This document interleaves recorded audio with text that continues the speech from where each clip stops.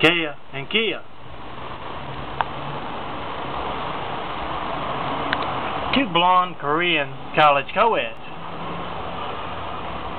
are having a pillow fight in their underwear.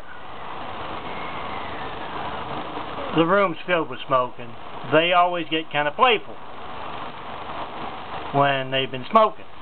And then there's a knock on the door, and Kia slips on this t-shirt.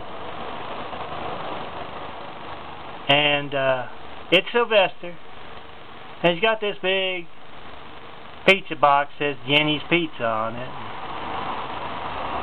Kia's kind of hazy and spacey. After a while she goes, "Wait a minute, we didn't order pizza." And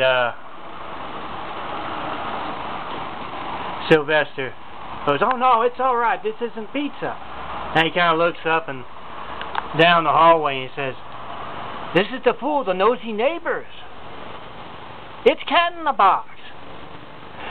And he hands her the box, and she pays him, and she goes into the bedroom where Kia's already on the bed watching cartoons. And they start eating, and after a while Kia is looking at that screen. She says, "That cat is huge.